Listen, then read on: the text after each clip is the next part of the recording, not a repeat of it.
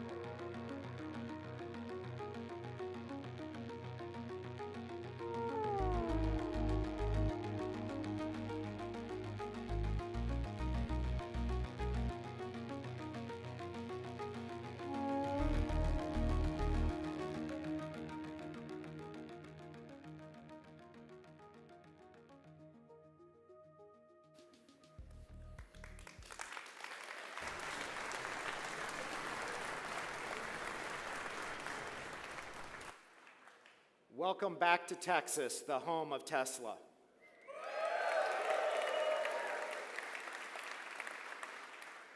My name is Brandon Earhart. I'm the General Counsel and Corporate Secretary, and welcome to your 2025 Annual Shareholder Meeting.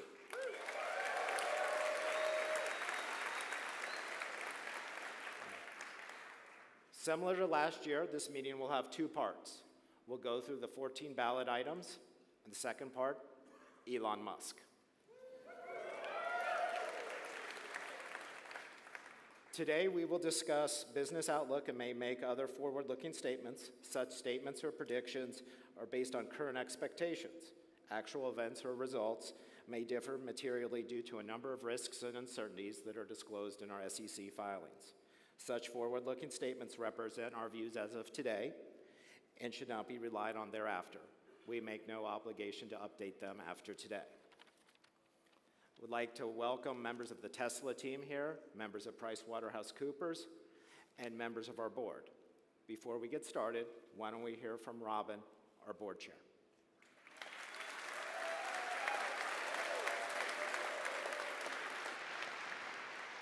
Well, good afternoon, everyone. It's wonderful to welcome you all to the 2025 Annual Shareholder Meeting. I apologise for my voice. I've been speaking to investors for the last couple of weeks, non-stop, I think. So we here at Tesla could not continue to do the impossible without you, our shareholders. Our ongoing engagement with you all makes what we do possible. And I'm thrilled at how many of you made your voices heard this year as we aspire to create more value than any other company in history. Yes.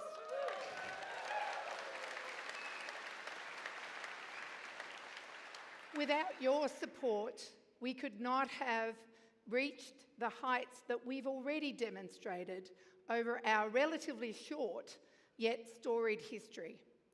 As we further expand our ambition in our quest to build a world of sustainable abundance, we are excited to continue this partnership. Tesla is at an inflection point. I think I've said that 3,000 times over the last few weeks. And this last year has been a critical one in our history. I want to take some time to review the acknowledgements and achievements by the Tesla team, of which I and my fellow directors are incredibly proud of.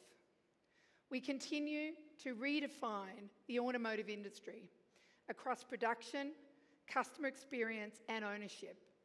Model Y was once again the best-selling vehicle worldwide of any vehicle in 2024. And with the new Model Y released earlier this year, it's now better than ever. Our energy business continues to reach new heights, and we deployed 31 gigawatt hours in 2024, more than double what we achieved in 2023. Fabulous. I love the energy business. And we are actively investing in both of these businesses as we aim to maximize their installed base of production globally. The installed base serves as the platform for our future value, and that creation over time, Tesla will achieve through services such as robotaxi and virtual power plants, powered by our real-world AI. In 2024, through the use of our products, Tesla consumers avoided releasing nearly 32 million metric tons of greenhouse gas emissions. And this is a 70% increase year over year. Our ability to avoid emissions will only accelerate from here as we displace larger volumes of fossil fuel-based alternatives and increase the utilisation of our products through AI. But emission avoidance is not only the thing that we focus on here at Tesla. Improving safety has been paramount to our mission since day one. Our vehicles consistently achieve the highest safety standards when tested across the world. And that safety is increasingly enhanced with autopilot technology. In 2024, our global fleet of vehicles experienced one crash after driving more than 6.8 million miles. That's amazing, 6.8 million miles.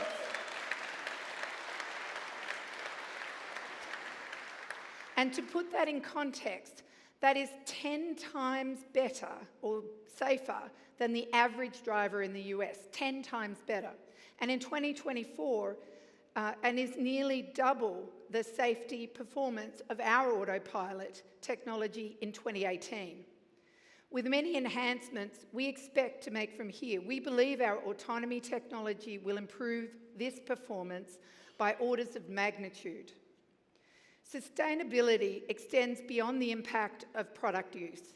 The Tesla team continues to focus meticulously, evaluating each step on the product journey, from raw material extraction to intermediate processing, manufacturing, delivery, product use, and the end of life, looking all the way through to making sure that we reduce our resource impact and the resource use and bringing that to life across the entire sustainable and closed-loop economy.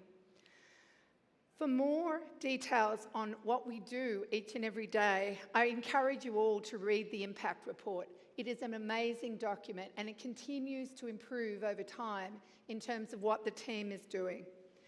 And we are also laser-focused on ensuring the resulting prosperity of our efforts can be shared by all. This applies to our employees, our customers, and even those who have yet to enjoy one of our products or engage with our company in any meaningful way. Tesla spends countless hours ensuring that we procure the most responsibly sourced and produced inputs. We maximise the safety of our operations, and that all Tesla employees can benefit from the appreciation of our equity through our incentive programs, and that we continue to bring down the cost of our fabulous products across the range, increasing that accessibility for all.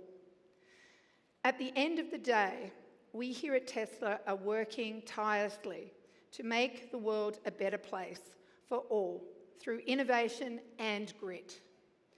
To our amazing employees, thank you for all of your hard work in achieving our mission. You are the beating heart of Tesla, and we cannot continue to deliver without you. To the management team who never get a shout out, thank you for your huge efforts.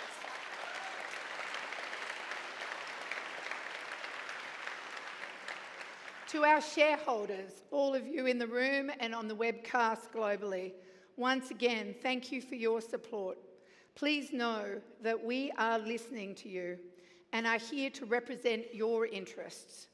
You are the owners of the company, and your voices, your perspectives, and your input are critical to what we do here at Tesla each and every day. My fellow directors and I serve you as your fiduciaries and oversee Tesla's mission, purpose, and strategy, and these responsibilities are in our minds every day. I would also like to take this opportunity to thank my fellow directors for their diligence, their dedication, and their tireless efforts. Changing the world for the better is always accompanied by difficulties. And what I can say is that you can't do it by checking the boxes and just reviewing PowerPoint presentations. Thank you for rolling up your sleeves, each and every one of our directors, the hard work that you do, lending your unique talents and delivering to our shareholders. Thank you. Thank you.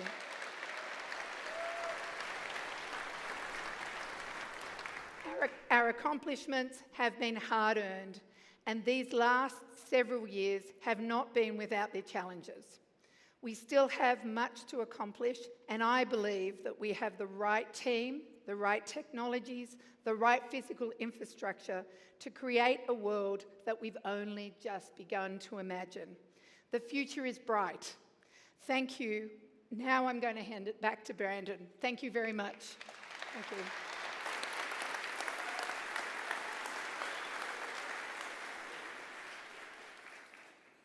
Thank you, Robin. I will now call the meeting to order. It is 3:25 p.m., and I declare that the polls are now open.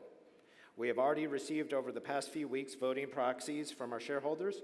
However, if you wish to vote your shares now, you may do so on the online portal or with the ballot boxes you received at the front. Tesla has appointed Tony Carridio, a member of the Carridio Group, to serve as our Inspector of Elections.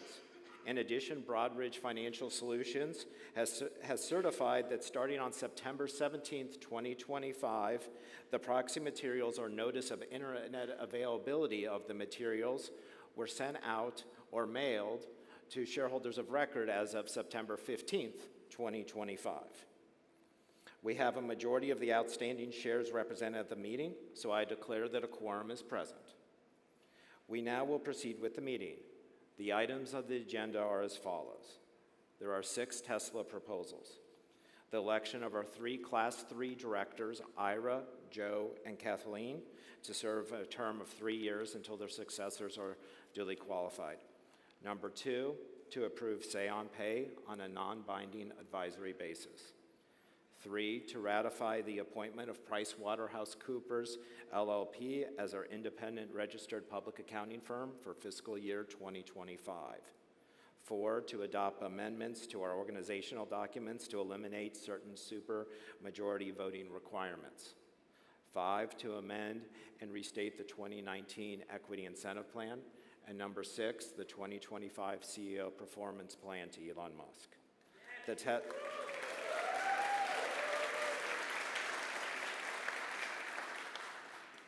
The Tesla board has recommended that all our shareholders vote for each of the director nominees and for the Tesla proposals except for the one on supermajority voting where no recommendation has been made. We also have 8 shareholder proposals that are described in our proxy statement.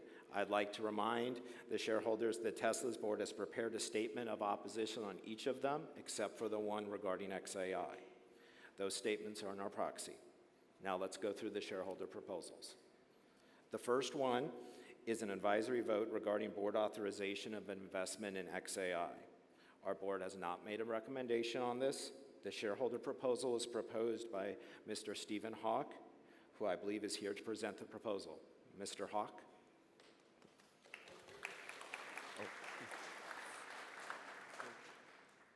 Thank you so much. Good afternoon, ladies and gentlemen. Fellow shareholders, Elon, and esteemed board members, thank you for this historic opportunity. I am Stephen Hawk, shareholder since 2012. It's truly my honor to present shareholder proposal number 7. The proposal is simple. I urge the board to exercise its discretion and authorize a strategic investment in XAI in some meaningful way, sooner rather than later. This isn't just capital, it's about formalizing Tesla's role as a leader in autonomous intelligence, turning AI into our new book, not just a new chapter. Tesla has always been an AI company, revolutionizing transportation, energy, and robotics through FSD and Optimus. But as we approach the singularity during this tsunami of AI, outsourcing our brain to external providers risks misaligned goals, data vulnerabilities, and lost innovation. XAI, founded by Elon, is different.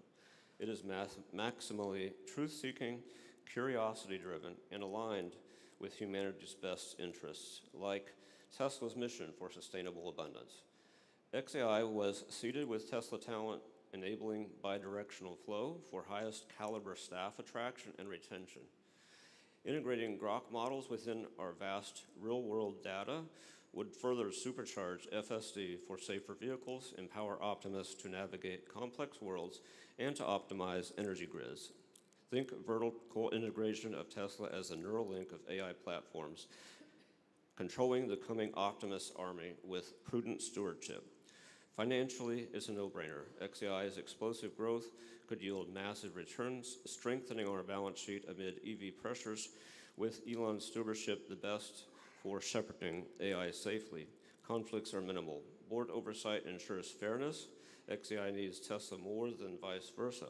But together we foster human happiness, consciousness, and meaning beyond work, shifting purpose from labor to truth-seeking in a world of abundance. Shareholders, we can't be spectators. Tesla must actively participate. Let's not outsource our destiny, but rather own it and maintain power, control, and safety. I call on the board to formalize this investment relationship and on you to support it. Thank you to Elon, and special thanks to Tesla Boomer Mama, Alexandra Mertz.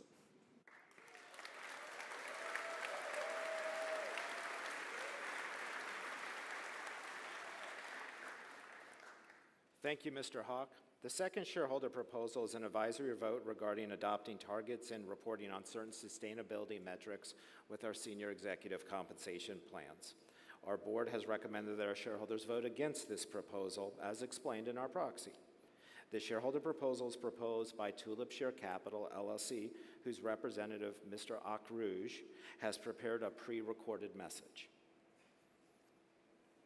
Fellow shareholders, I am Antoine Argouge, CEO of the impact fund Tulip Share, speaking in support of Proposal 8. Our proposal asks Tesla's board to take a simple but meaningful step, link a portion of the executive compensation to measurable sustainability performance. Tesla's success has always been built on bold, measurable goals, production target, market cap milestone, and innovation. But as we enter a new era of scrutiny around climate, labor, and governance issues, it's time that part of those milestones also reflect how sustainable that success is achieved. Proposal 8 is not asking to replace all the financial goals. We're asking to strengthen them. Imagine if one or two tranches of the future compensation were tied to tangible outcomes such as reduction in carbon intensity per vehicle, verified improvement in worker safety, or supply chain transparency. These are metrics that protect long-term shareholder value, reduce legal and reputational risk, and ensure Tesla's leadership is rewarded not only for scale, but for sustainable impact. Tesla's mission is to accelerate the world's transition, linking compensation to sustainability metrics, ensure that this mission lives at the very core of the leadership decision-making. This is how Tesla can continue to lead, not just in innovation, but also in responsibility. We urge shareholders to vote for this proposal and support a compensation framework that drives both performance and purpose. Thank you. Thank you, Mr. Akrouge. As a reminder, the board's response is set forth in the proxy. Our third shareholder proposal is an advisory vote regarding an audit of certain labor practices. The board has recommended against that, as set forth in our proxy. The shareholder proposal is proposed by the National Center for Public Policy Research, whose representative, Stefan Padfield, has prepared a pre-recorded message.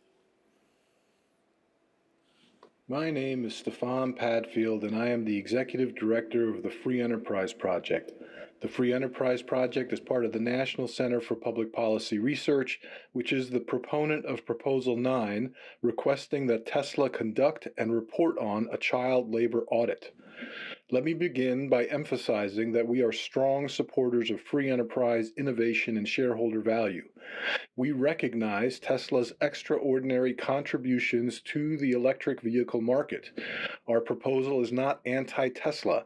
It is pro-transparency and pro-shareholder.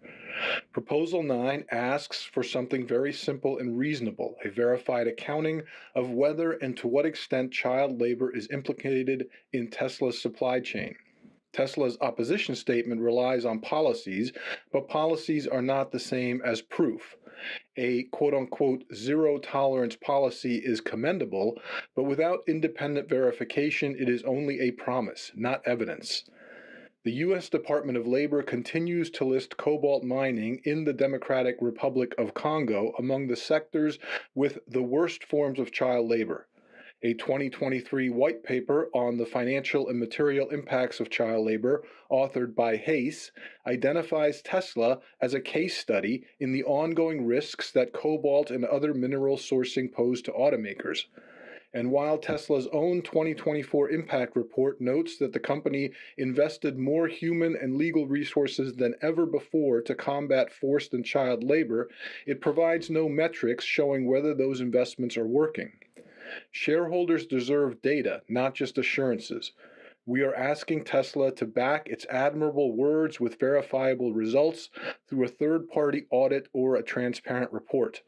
This is not just a moral question, it's a governance and risk management issue. Reputational, legal, and operational risks can directly affect shareholder value. So too can the risk that enthusiasm for electric vehicles undermines proper accounting of the often hidden cost that child labor may be embedded deep in EV supply chains. If Tesla is truly the industry leader it claims to be, it should also lead in transparency. We all know that proxy vote counts can be distorted by a plethora of conflicts of interest. Accordingly, we urge Tesla's board to see this proposal not as an attack, but as an opportunity to properly account for the costs and benefits of Tesla's mission, regardless of the final vote. If you have not done so already, please vote for Proposal 9. Thank you. Thank you, Mr. Padfield. As a reminder, the board's response is set forth in the proxy. Our fourth shareholder proposal is a vote to amend the bylaws to repeal a derivative suit ownership threshold. Our board has recommended against, as set forth in the proxy. The shareholder proposal is proposed by the Comptroller of the State of New York as the lead filer, whose representative, Thomas D. Napoli, has proposed a pre-recorded message. This is Thomas DiNapoli, New York State Comptroller. As trustee of the New York State Common Retirement Fund, owner of more than 3.3 million shares, we urge shareholders of Tesla to vote for Proposal 10 to amend the bylaws to repeal the 3% derivative suit ownership threshold. We filed a proposal, along with New York City Comptroller Brad Lander, to restore one of the most fundamental investor rights, the right of shareholders to hold directors and officers legally accountable when they breach their fiduciary duties. When Tesla asked investors last year to approve its move from Delaware to Texas, the board assured us that shareholder protections were similar in both states. Yet within months, Tesla's board engaged in a bait-and-switch scheme and immediately turned its back on its investors by amending its bylaws to reduce shareholder rights as soon as Texas offered an opportunity to do so. The new bylaw allowed Tesla to block nearly every investor from bringing a derivative suit unless they hold 3% of the company's stock, currently about $30 billion in Tesla shares. That threshold leaves only Elon Musk and a handful of giant Wall Street funds with any legal standing to act on their own. It effectively makes the board immune from accountability. Tesla claims this rule is meant to discourage frivolous lawsuits, but courts already have tools to dismiss meritless cases. This bylaw doesn't stop abuse, it stops proper oversight, and it tells shareholders that the board no longer wants to be answerable to them. Our proposal simply seeks to repeal that bylaw and restore accountability. It ensures that if directors violate their duties, all investors still have a path to protect the company's long-term value. Unfortunately, this attack on shareholder rights is part of a larger pattern at Tesla. We see a board that lacks true independence. The board has allowed our CEO to divide his attention among multiple outside ventures and then offered a pay proposal that could hand him a $1 trillion windfall and even more unchecked power. These are not isolated issues. They all stem from the same problem, a board that refuses to act as an independent check on management. Tesla has changed the world through innovation, but no company, no matter how visionary, can thrive without accountability. Strong governance protects investors and strengthens companies over time. I urge all shareholders to send a clear message that accountability, independence, and respect for shareholders are essential to Tesla's future success.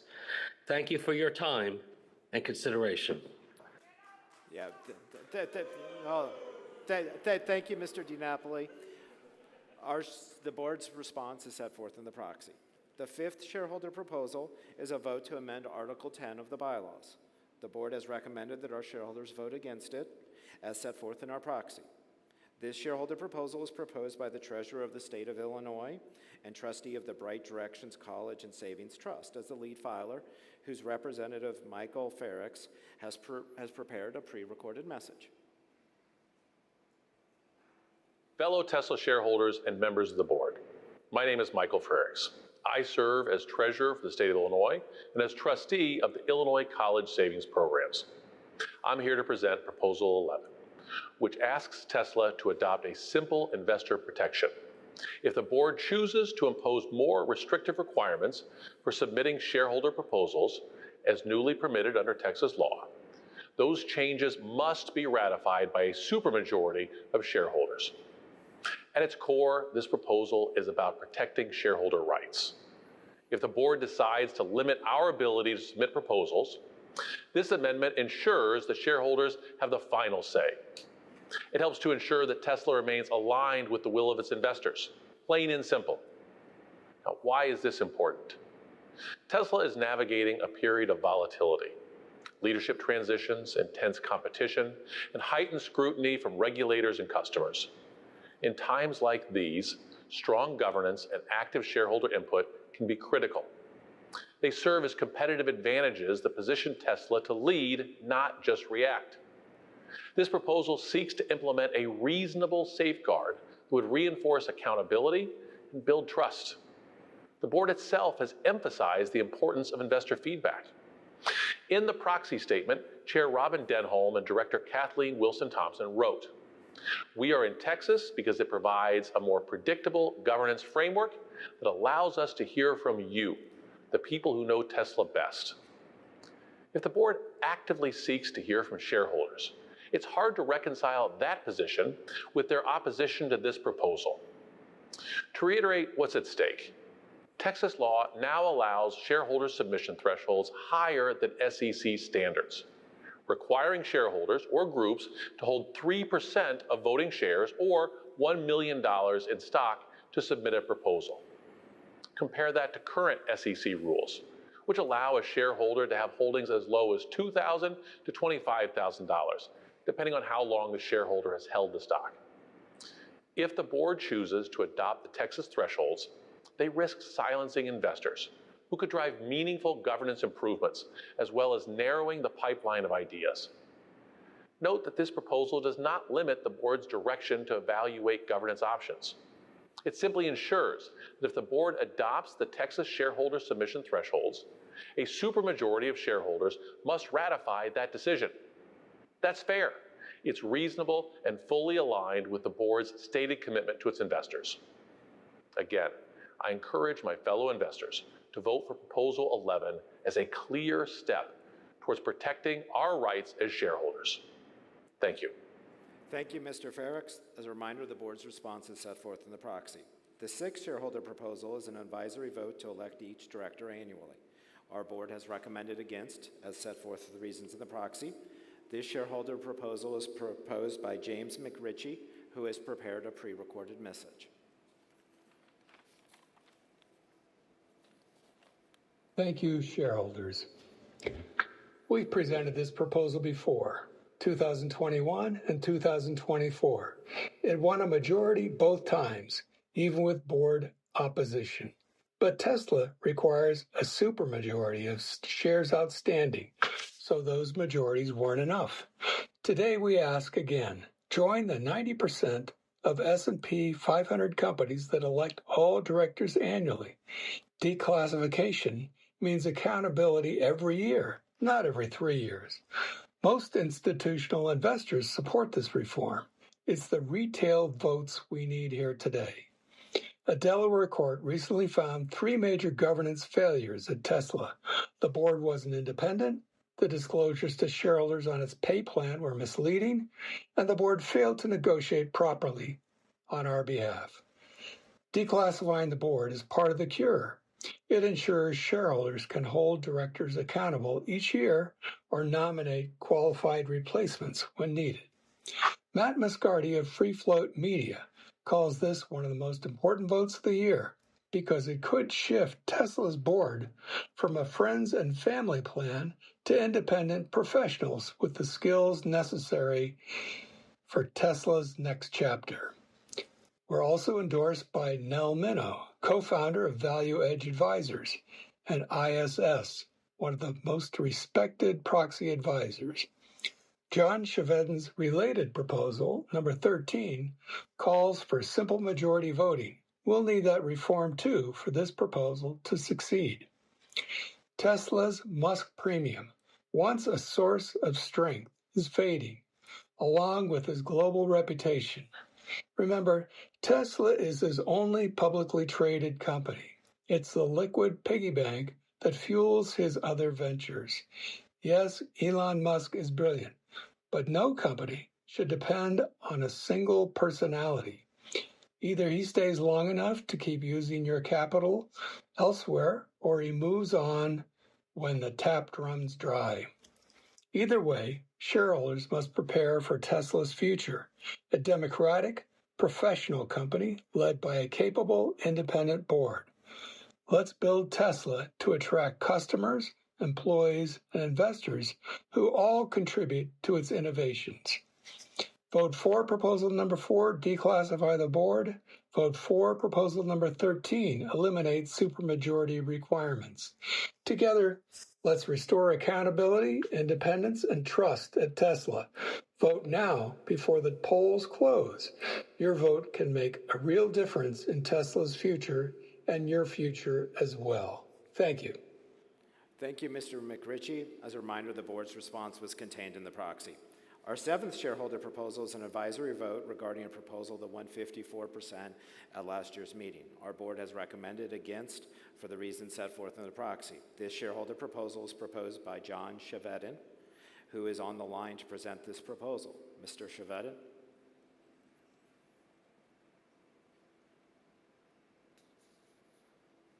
Hello, this is John Chevedden. Proposal 13. This proposal is about Tesla being governed by a Democratic majority vote standard. This Proposal 13 is proud to be on the same topic as the Tesla Proposal 6. Shareholders request that Tesla take the steps necessary so that each voting requirement in the Tesla charter and bylaws that calls for a greater than simple majority vote be replaced by a Democratic requirement for a majority of the votes cast for and against such proposals, or a simple majority vote standard. It is important to vote for both Proposal 13 and Proposal 6, which are on the very same topic. In fact, it's more important to vote for Proposal 6 because Proposal 6 is a binding proposal, and this Proposal 13 is an advisory proposal.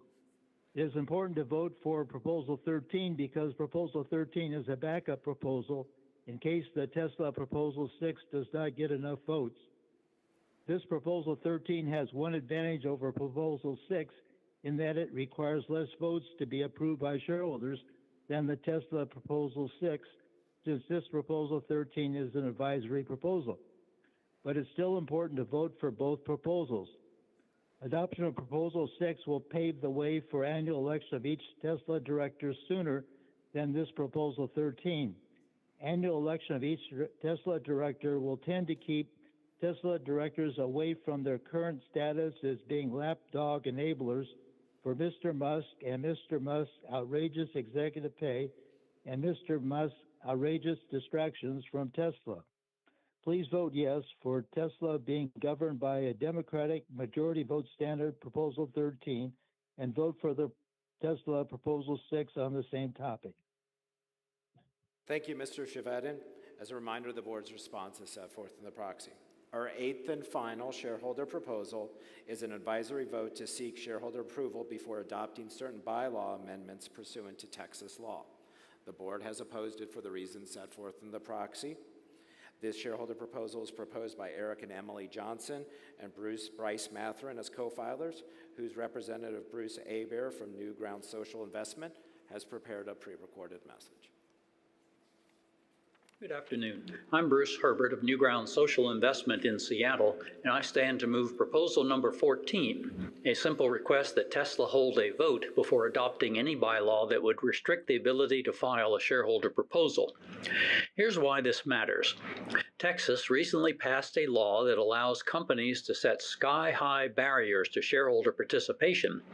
Instead of the SEC's current one-year ownership threshold of $25,000, these Texas rules would require owning $1 million of stock, or 3% of the company, in Tesla's case roughly $30 billion, before one could file a proposal.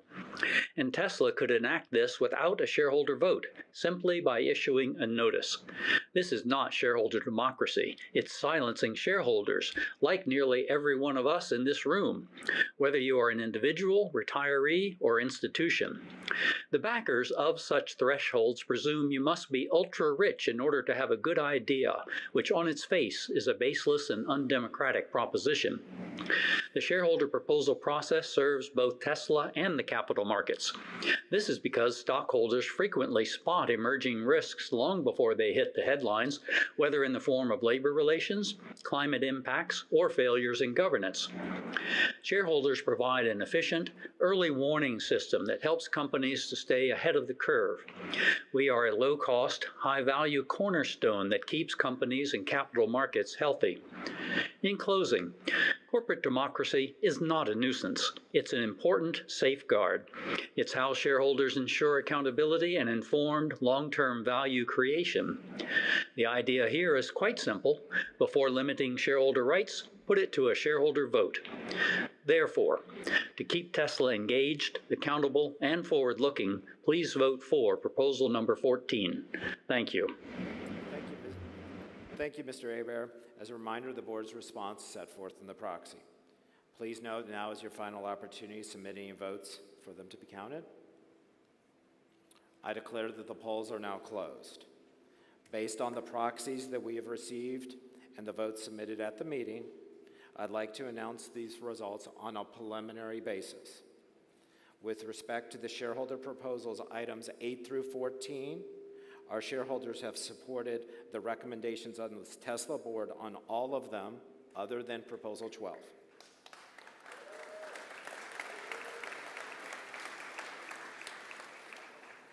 With respect to Proposal 7 regarding XAI, while we have received more votes in favor than we did in against, there were a significant number of abstentions. Since this is an advisory vote, the board will examine the next steps in light of this level of shareholder support. Now, moving on to the Tesla proposals. First, on the proposal to adopt amendments to our organizational documents to eliminate certain supermajority voting requirements, our shareholders have not approved. Second, on the Say on Pay advisory vote, our shareholders have approved. Third, on the ratification of the appointment of PricewaterhouseCoopers as our Tesla's independent registered public accounting firm for the 2025 fiscal year, shareholders have approved. Fourth, on the election of our 3 Class 3 directors, Ira, Joe, and Kathleen, our shareholders have re-elected them.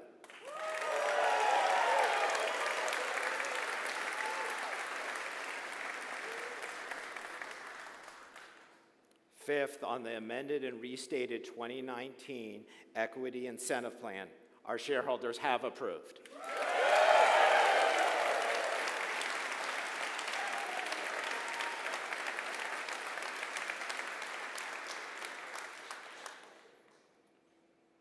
Sixth and finally, on the 2025 CEO Performance Award to our founder and CEO, Elon Musk, with over 75% voting in favor, approved.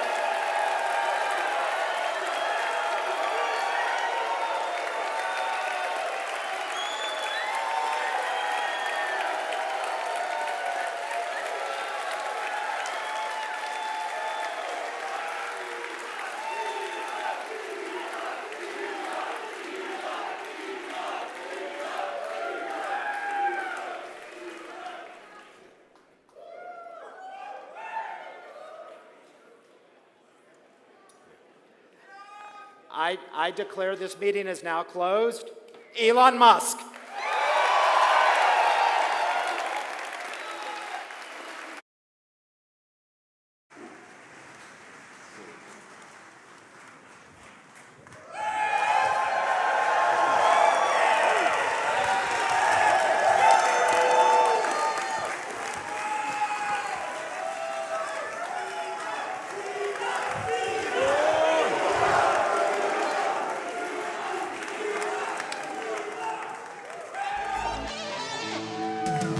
Welcome.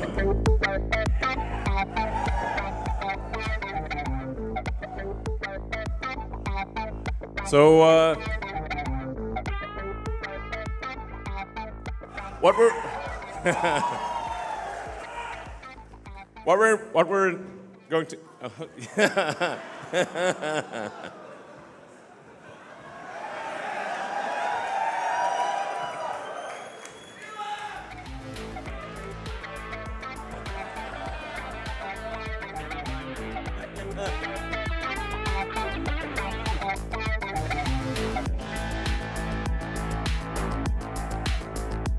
Those bots are just dancing. There are no wires. Those are actual robots.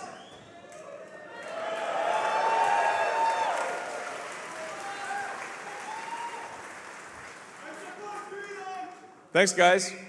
First of all, I'd like to just give a heartfelt thanks to everyone who supported the shareholder votes. I super appreciate it. Thank you, everyone. I'd like to thank the Tesla board for their immense support. We have a fantastic board, fantastic group of shareholders. Thank you all. And what we're about to embark upon is not merely a new chapter of the future of Tesla, but a whole new book. And I'm going to talk about that. So this really is going to be quite the story. And Optimus is a fundamental part of that. The sheer scale of Optimus, I mean, I'm going to say a bunch of things that probably I shouldn't say, you know, but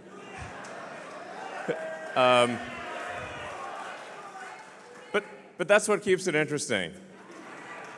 I mean, have you watched any other annual shareholder meeting? I mean, honestly, I was like, if you need to go to sleep, sure. I mean, but other shareholder meetings are like snooze fests. I mean, but ours are bangers. I mean, look at this. This is sick.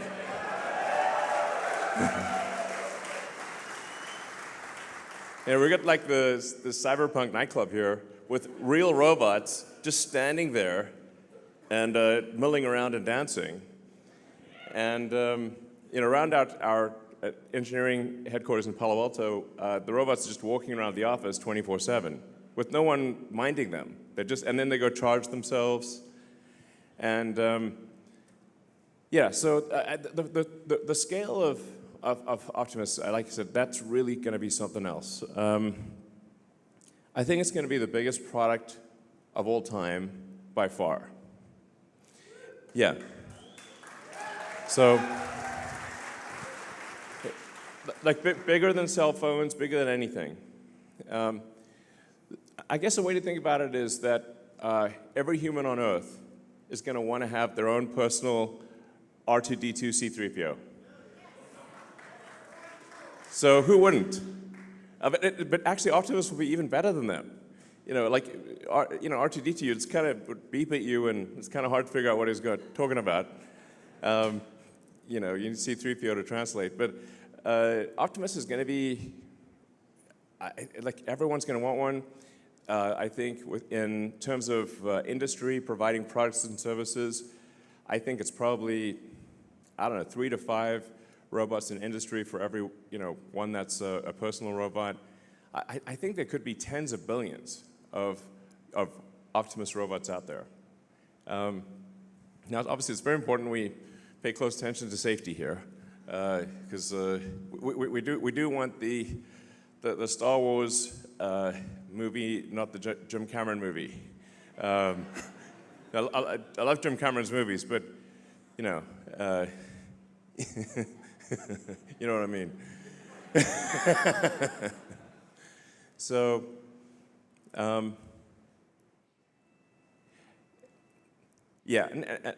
So we're gonna launch on the fastest production ramp of any product, of any large complex manufactured product ever. And starting with building a 1 million unit production line in Fremont. And that's line one. And then a 10 million unit per year production line here on the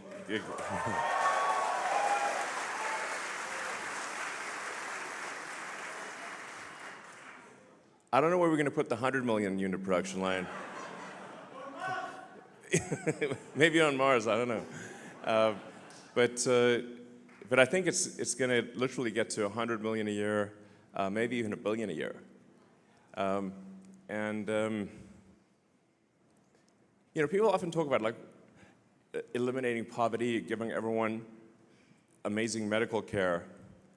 Well, there's actually only one way to do that, and that's with the Optimus robot. With humanoid robots, you can actually give everyone amazing medical care. In terms of Optimus will be more precise. Optimus will ultimately be better than the best human surgeon, with a level of precision that isn't possible, that is beyond human. So I think that's a pretty wild concept to say, okay, if people have always talked about eliminating poverty, but actually Optimus will actually eliminate poverty. Optimus will actually give people incredible medical care.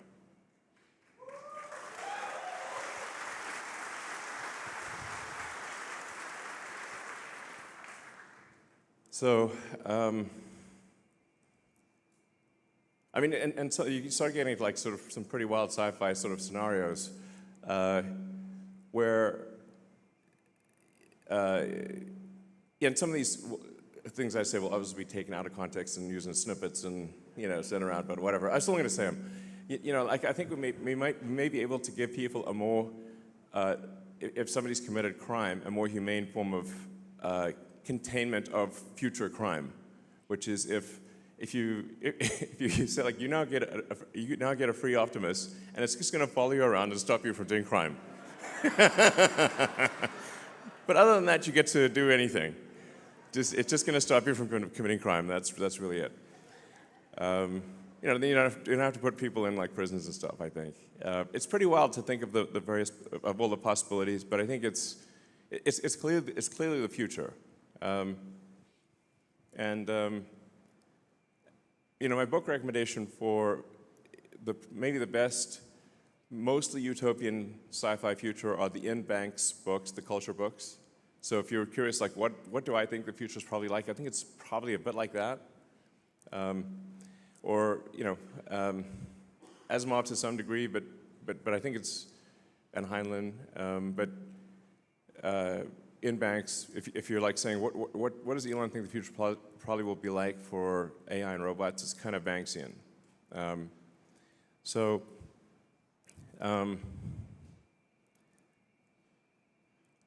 Now, and things do get kind of wild from an economic standpoint. Because at a certain point, with AI and robotics, you can actually increase the global economy by a factor of 10 or maybe 100. There's not like an obvious limit.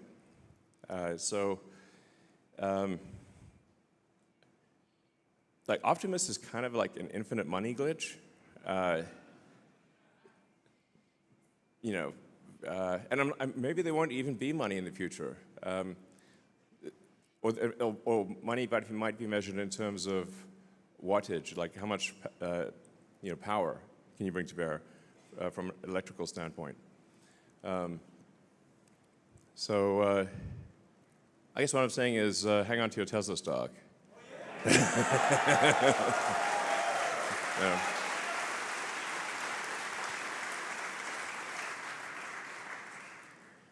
So, man, it's pretty wild. You're welcome. Let's see, I think we've got some slides to go through. I'm going to say ad-lib a lot of this stuff, but... So, when we started Tesla, the goal was to accelerate the advent of sustainable energy, and that's what we've done. I think Tesla has really led the way with electric vehicles, with battery packs, with a lot of solar, and many other companies have then followed our lead and done that. And electric cars, which used to be non-existent, are now prevalent. And the Model Y, for example, is the #1 selling car of any kind on Earth.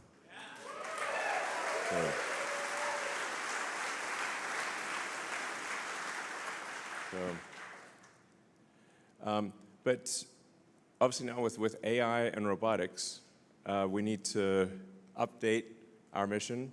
And our mission, I think it's good. It's a great mission, which is to achieve sustainable abundance. Which is, it's like, because I often ask people like, what is the future that you want? What's the best future you can imagine? Because we want to try to make that future, like make the best future you can imagine. And I guess probably the best future is if people, can have whatever they want from a goods and services standpoint or medical standpoint, but at the same time we don't destroy nature, and we keep the rainforests and the beautiful national parks and all that stuff. And so that's what I mean by sustainable abundance.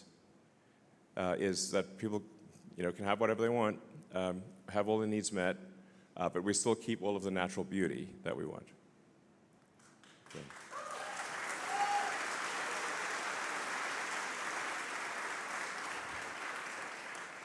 I mean, if somebody can think of a better future, I'm all ears. But I think that's probably the best way to go. So yeah. Let's see. So. Yeah, as you know, every Tesla is designed to be autonomous. So it's sometimes difficult to explain to people if they've not. In fact, I'm sure you've all encountered this, where you try to tell people that the Tesla can drive itself, and they think you're crazy or something. I mean, especially like apart from the Cybertruck, our cars look pretty normal. I mean, they're good-looking cars, but they don't look super. They look normal. But I guess it's kind of like having a cat, or like, and the cat's just sitting. Let's say you've got a cat and it's like just sitting there on the couch, and you try to tell people that the cat can actually, it's actually Puss in Boots, and it can actually put on boots and a hat and swashbuckle and sing and dance, and people are like, no way, man, that's a cat. Until the cat does all those things. And you're like, damn, what the? We've got, millions of Tesla cars out there that are kind of like Puss in Boots. They're intelligent, but people don't know that they're intelligent. They look like normal cars, but actually they're super smart and can drive themselves. So I think that's probably the single biggest thing we need to do is to educate potential customers that you can either have a car, you can either have a cat that's like normal cat, or you can have Puss in Boots, and Puss in Boots is very cool.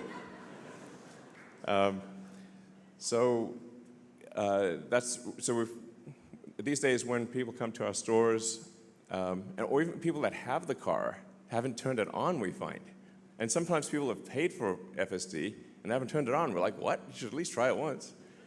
And so now we'll the sales team, the service team will actually sit with customers and say, look, let us show you how it works and how easy it is. And then once they've tried it for even just a few days, they can't live without it.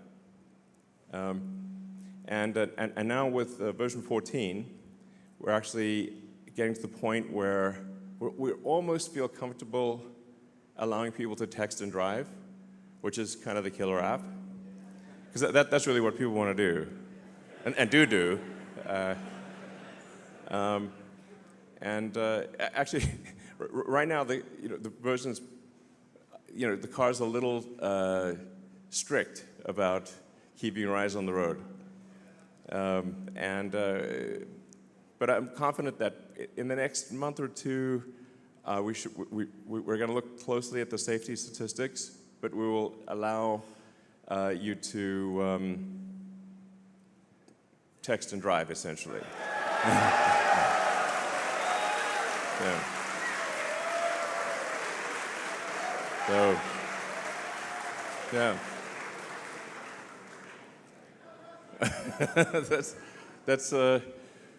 it's certainly better than the current situation, which often people will actually turn off FSD to text, then turn it back on, which is less safe. So yeah, that's probably the single biggest thing is just get people aware of FSD.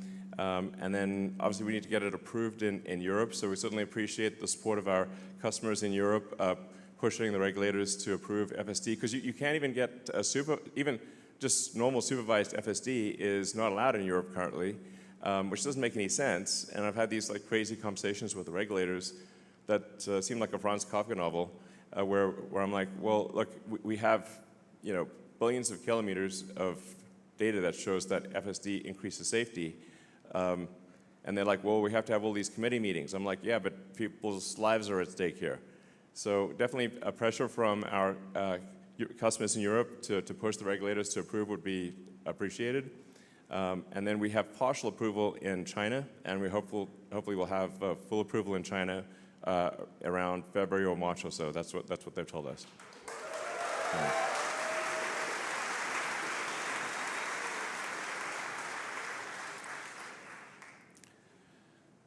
Yeah, but yeah, the fact that every Tesla car is capable of full self-driving, every car we build and have built for the last several years is capable of full self-driving is pretty wild, and most people don't know that. So, and then we've got the first car that is specifically built for unsupervised full self-driving to be a robotaxi. It's called a cybercab. It doesn't even have pedals or a steering wheel. Yeah. So there's no side view mirrors. There's no yeah. So it's very much optimized for the lowest cost per mile in an autonomous mode.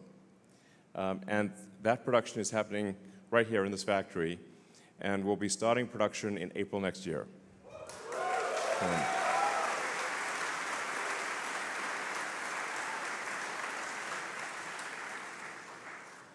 So the way that Cybercab is designed is it's designed obviously for a purely autonomous world, but also the manufacturing system is unlike any other car.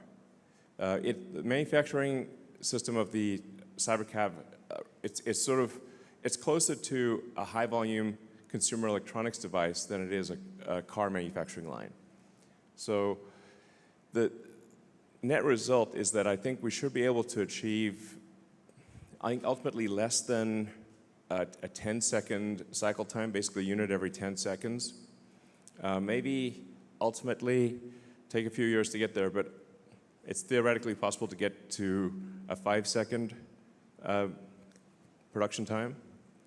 And so what that would mean is you could get on a line that would normally produce, say, 500,000 cars a year at a 1-minute cycle time, like Model Y, this would be maybe as much as 2 or 3 million. Maybe ultimately, it's theoretically possible to achieve a 5 million unit production line if you can get to the 5-second cycle time. So.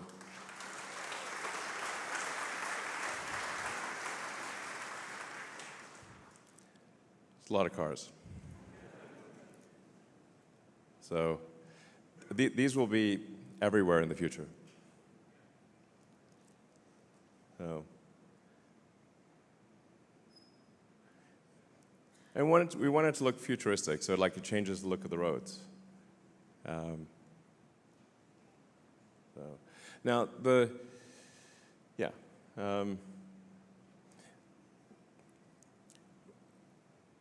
ingredients, when you look at what Optimus what's required to make Optimus and the various ingredients, what do you need to do high volume humanoid robot production? I think it's worth considering that really the cars we make are already robots, but they're four-wheeled robots. So Tesla is already the biggest robot manufacturer in the world because every car we make is a robot. And when you break it down to the fundamental elements, you've got batteries, power electronics, motors, gearboxes. You've got connectivity. You've got a vision-based AI. Hi, Optimus. All the various pieces that you need for a humanoid robot. You need the AI chip. You need the AI software. You need to be able to manage a large fleet. And so really Optimus is a robot with arms and legs as opposed to a robot with wheels. So Tesla's ideally suited, I think, to succeed in this arena.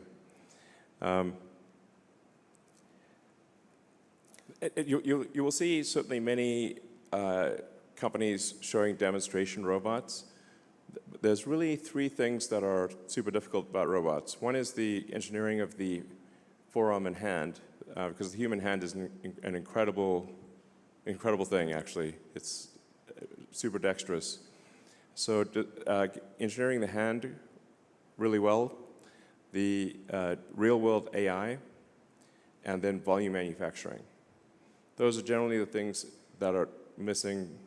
One or more of those things are missing from other companies. So Tesla is the only one that has all three of those.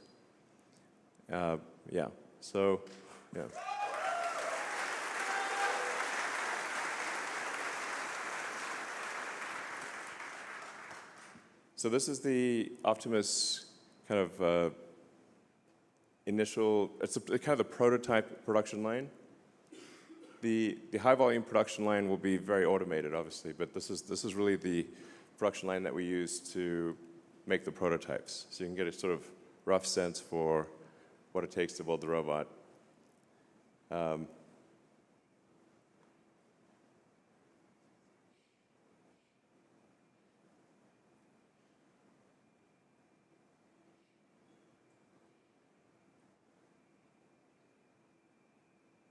Gotta pull the finger.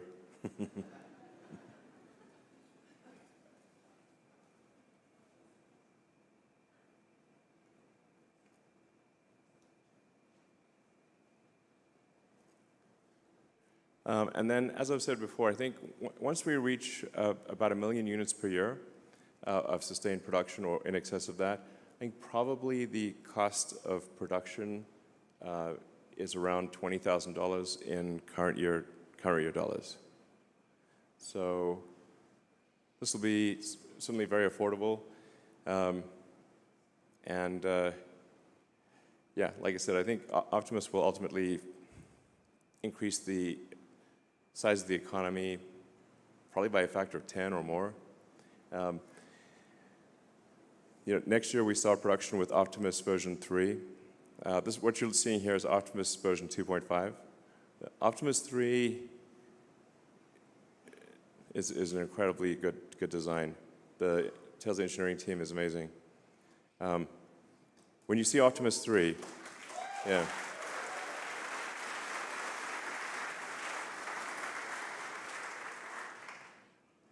It will seem as though that there's someone like a person in a robot outfit, which is how we started with Optimus. It really is going to be something special. And then Optimus 4, that hopefully starts production in 27, and then Optimus 5 in 28. So it's kind of like an annual release cycle with significant improvements with each one and gigantic increases in the scale of production. So, yeah, sustainable abundance via AI and robotics. That's the future we're headed for.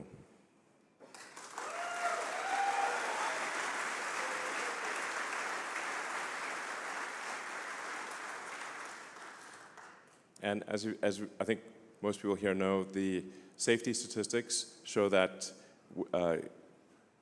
miles driven on FSD are much safer than miles driven without it. So what this will translate to ultimately is saving the lives of millions of people and preventing hundreds of millions of accidents. So a massive increase in lives solved and tragedies avoided. It's going to be amazing.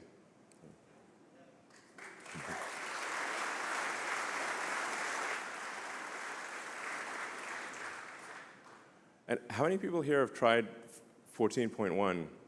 Okay. All right, cool. Yeah, you can see even with the point releases, it's getting quite a bit better. It should be pretty smooth at this point. But really 14.2 is, there are major changes with 14.2 and then 14.3. I think by 14.3 is when we'll really be at the point where you can just pretty much fall asleep and wake up at your destination. So.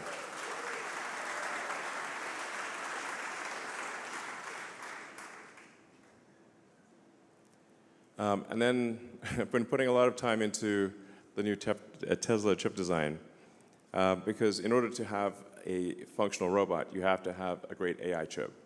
And it needs to be an inexpensive chip, and it needs to be very power efficient. So we believe the AI5 chip will be probably about a third of the power of, say, something like a Blackwell, an NVIDIA Blackwell, which is a great chip, for roughly comparable performance, and much less than 10% of the cost. So.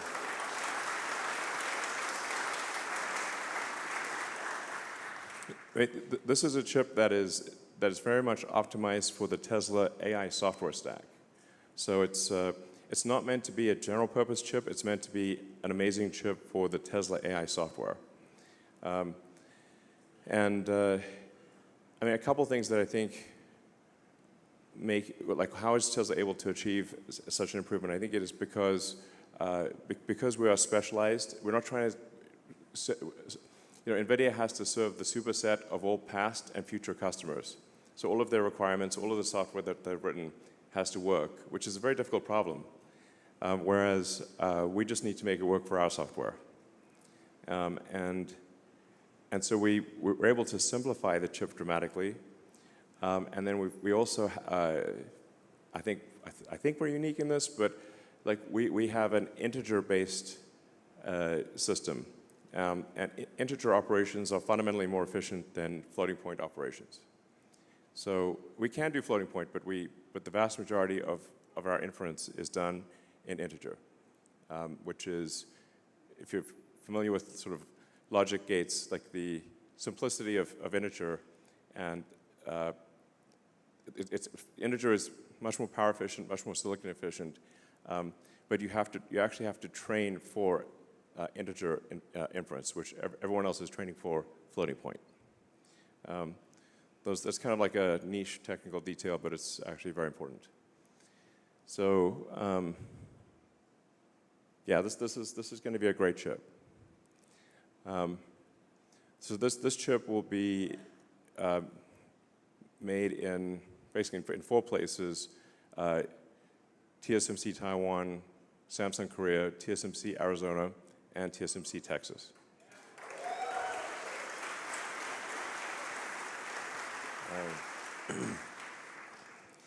And we already know what improvements to make for AI6. So I'm hopeful that we can, within less than a year of AI5 starting production, we can actually transition in the same fab to AI6 and double all of the performance metrics. So. I'm super hardcore on chips right now, as you may be able to tell. I have chips on the brain. I dream about chips, literally. I can draw at least the broad brushstroke physical design of the AI5 chip by heart at this point. It's a good chip. It's a good chip, sir. So this is really key. Now, one of the things I'm trying to figure out is how do we make enough chips? I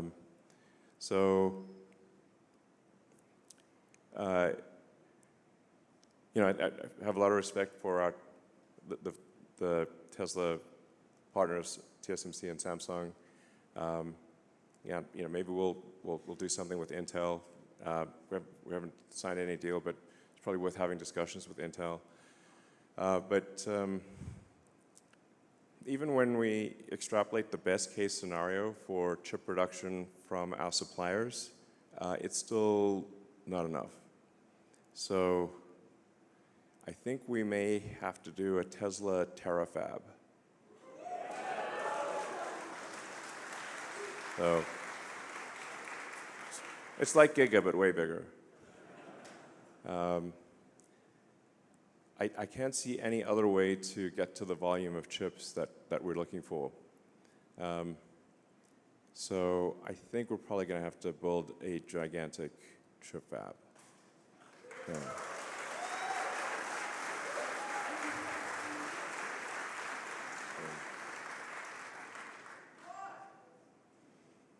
Got to be done. So anyway, some of the stuff I've already talked about. Yep, we've done a tremendous amount for sustainable energy, and that's only going to grow over time. The world is moving towards a solar battery economy, which is ultimately that's where it was going to go anyway. But what Tesla's done is accelerate that outcome. Sometimes people don't understand quite how much energy comes from the sun. So the sun is 99.8% of all mass in the solar system, Jupiter being 0.1%, and then 0.1% is miscellaneous, Earth being in the miscellaneous category. So the total amount of energy, sometimes people say, well, we'll build fusion reactors on Earth. It's like, well, actually, the giant fusion reactor in the sky is basically impossible to beat. To such a degree that even if you could burn Jupiter in a thermonuclear reactor, the amount of energy produced by the sun would still round up to 100%. That's how much energy the sun produces. So solar power is necessarily the future. And I think there's going to be a lot of solar-powered AI satellites. And I think Tesla's going to play a role in that.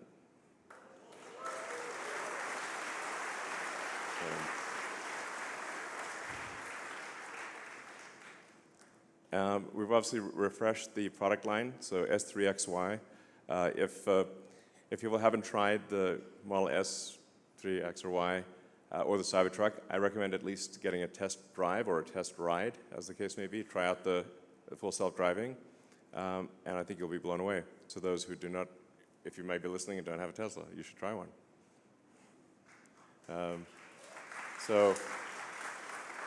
And of course, we've got the Cybertruck, which is the toughest truck of all time. It's literally bulletproof, faster than a Porsche 911, and can out-tow a Ford F-350. So it's a great car, great truck.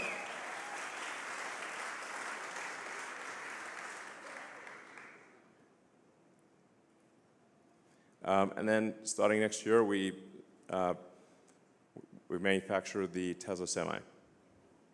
So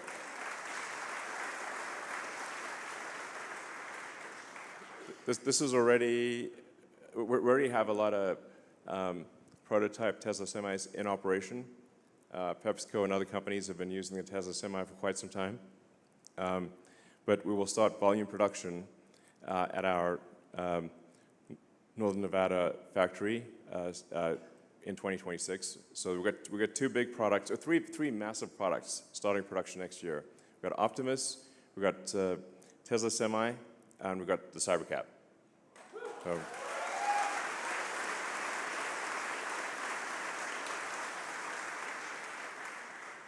and then battery packs. So if you look at total US power generation capability, it's roughly a terawatt. But the average power usage is less than half a terawatt. And that's because there are big differences in power usage between day and night. So the daily and seasonal variations in power consumption mean that the United States, and really every country, is only producing about half as much electrical energy as it could. Because without batteries, there's no effective way to buffer the energy. So what batteries actually enable is, even if you don't build any incremental power plants, you could double the energy output of the United States just with batteries. This is a super big deal. And in fact, I think that's really where most of the incremental energy production in the United States is going to come from, is literally batteries. So a bigger deal than it may seem.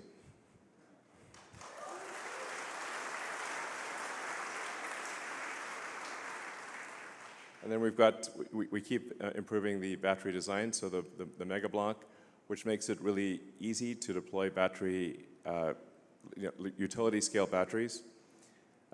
So we've just simplified and brought more of the components to be internal to the batteries, so you can just show up and drop off a battery and it works. And then hopefully over time we will actually add more and more of the power electronics so that Megapack will actually be able to output up to 35 kilovolts directly. So you won't need a substation, is what I'm saying. You can just literally drop it off, kind of like the way that a power wall, you just connect it to the house, the utility wires go on one side and the other side goes to the house mains, and that's it. So we want to get Megapack to the point where you just literally take the utility wires and you plug them in, and it just works. So.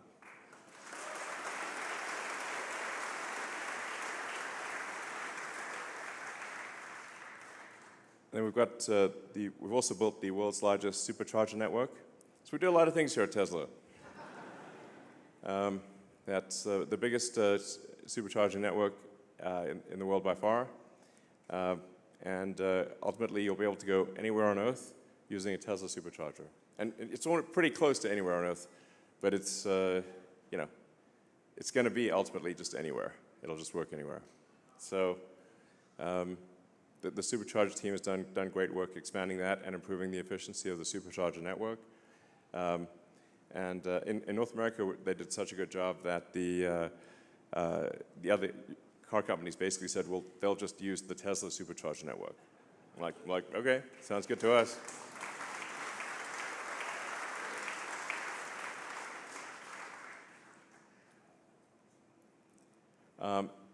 It's always important to have a slide on safety in the factory, so we continue to improve safety for our factory workers. We care a lot about their well-being. Like one way you can just tell if a company is a good company or not, if you just walk through the factory or walk through the office and catch the vibe. And the vibe in the Tesla factory is good. People are happy. That's how you know it's a good company.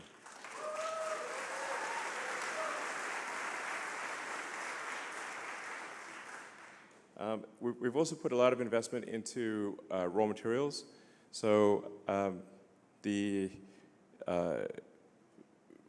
built in South Texas and Corpus Christi the biggest lithium refinery outside of China, I believe. So it's starting off with 50 gigawatt hours of lithium, and we'll expand from there. So this is a very, very important to have,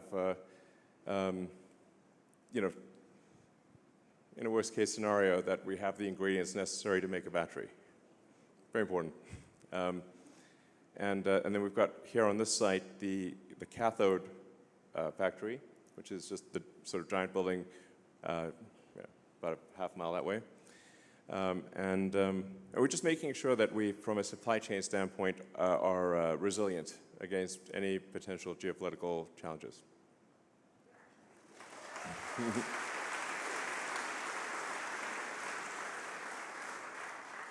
And then also at this factory, we also make the 4680 cell, which is getting better and better. And that 4680 cell will be used in the Cybercab. It is being used in the Cybertruck and will be used in the Cybercab and also in Optimus. So that's going well. But we continue, obviously, to get cells from many suppliers. It's kind of like the chip fab thing. We'll we'll take as many chips as our suppliers can provide us, but then beyond that, if they can't provide us with any incremental cells or chips, we kind of have to make them ourselves or we get stuck. That's the Tesla Semi Factory. So it's going to be pretty cool to see these going down the road in scale.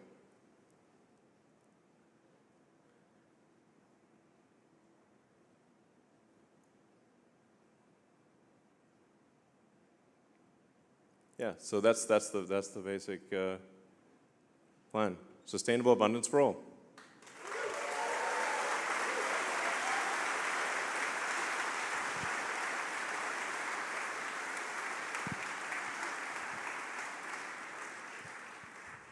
All right, so yeah, I guess we can go into Q&A now.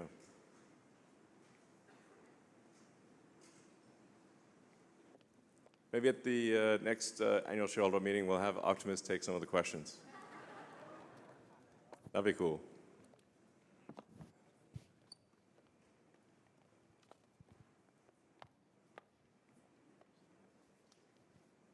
So let's see, Alexander. Well, thank you for your help, by the way.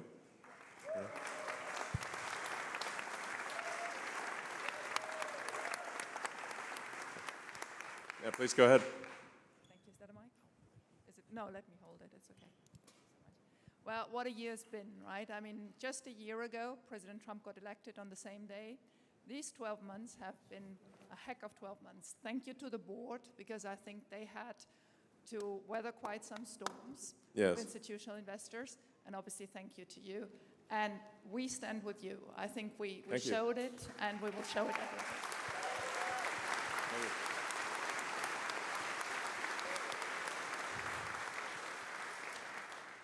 So we would like to express a wish, please. This is a nice venue. We love coming to the factory, and I think it's actually great we're doing this at the factory. But there are thousands of retail investors who are crying because they cannot. They come to me. I love playing the mama, but I now give it to you. Please organize a bigger venue. We're bigger than Berkshire, and we will do better than Berkshire. Okay, sure. And we can pay to make it happen. Yeah. Actually, Tesla will be way, way, way bigger than Berkshire long term. It's going to be kind of nutty. All right, we'll do the next one. Maybe we'll do it in the, maybe the downtown arena or the soccer stadium or something like that. And get your security check. We want to make sure that you're safe. What if I just bob and weave? But, you know, we want a party, and if you can bring the other Elon companies there as well, investors would really appreciate it. All right, sounds good. So thank you very much for listening to that. All right.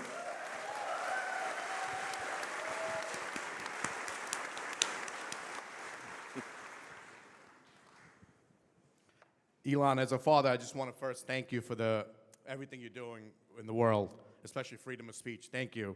And one question. Will you or Tesla ever consider FSD tied to an owner's account rather than a vehicle to encourage more frequent upgrades, provided the transfer is to only a brand new Tesla vehicle while fostering brand loyalty? If the vehicle is sold or traded without upgrade to another Tesla, FSD ownership would end. Well, we have done that a few times.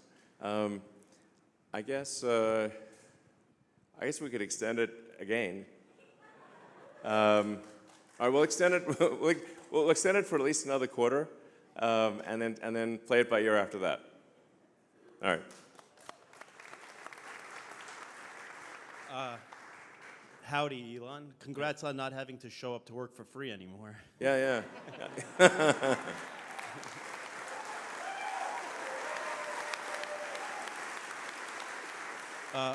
We now have over a $40 billion war chest. We're cash flow positive and will remain that. We know how you feel about fiat already. Is it time to take a look at Bitcoin? What's your belief on that? Also, you've hinted towards that there's a wheelchair accessible model in the works. Were you referring to the Robovin? And if so, can we please speed up production to help the least fortunate? Sure. Obviously we need a vehicle that's big enough to fit a wheelchair, if it's wheelchair accessible. So I think that is the Robovan or Robus or whatever we call it. I mean, it's not like we're slowing down because we want to slow down. It's like we're spinning like a zillion plates here. But I do think it would be very cool because I think aesthetically as well, it just would change the look of the roads and make it feel like the future.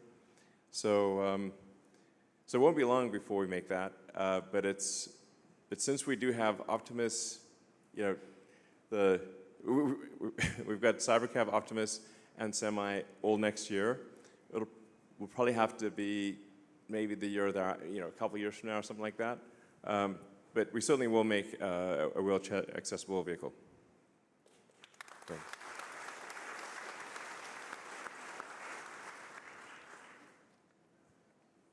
Hi, Satoshi. I was privileged enough to attend the Investor Day, and you also talked about the factory being a product. And I saw the dry cathode method and so forth, and I wanted to know the progress in that, and also would Optimus be working on that in the future production line in the future? Yeah, I guess the dry cathode, man, that's turned out to be a lot harder than we thought. I mean, it does look like it's going to be successful, and it will have some cost advantage relative to wet cathode. But if I had to wind the clock back, I would probably have gone with wet cathode instead of dry cathode, because it just turned out to be a lot harder to make it, capable of high volume production with super high reliability. But we will be scaling up battery cell production at Tesla, and looking for cell production from our suppliers as well, because we're going to be ramping up production very dramatically at Tesla. So now that we believe we have full self-driving, that we have autonomy solved, or at least are within a few months of having it unsupervised autonomy solved at a reliability level significantly better than human. That means it's time to ramp up production, because the value proposition is now much greater than a regular car. The killer app really is for people: can you text and drive, or can you sleep and drive?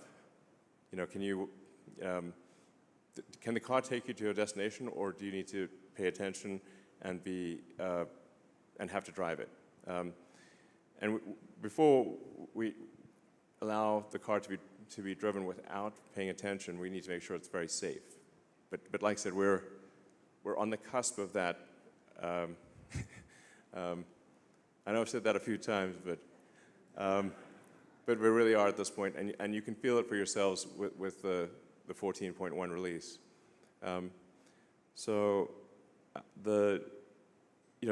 What we're going to push to expand vehicle production as fast as we possibly can.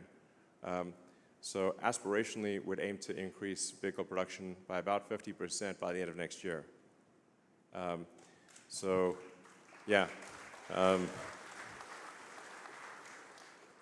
it's very hard to increase production, but that's roughly, I don't know, maybe we get to, like, I'm just guessing, at an exit rate by the end of next year of around 2.6, 2.7 million vehicles, annualized production, and then aim to get to maybe 4 million by the annualized rate by the end of 27, and then maybe 5 million by the end of 28. Those are our aspirational goals.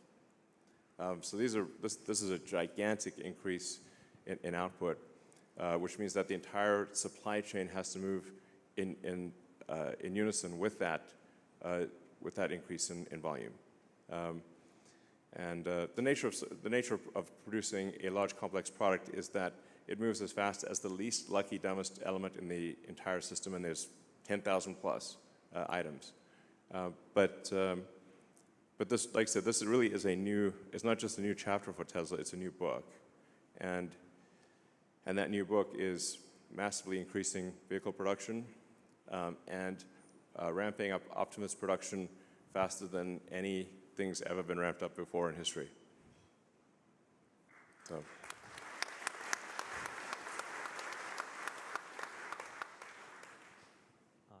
Elon, thank you. Thank you from all of us. The retail shareholders really care, and so I echo the sentiment of, a larger venue where more can come.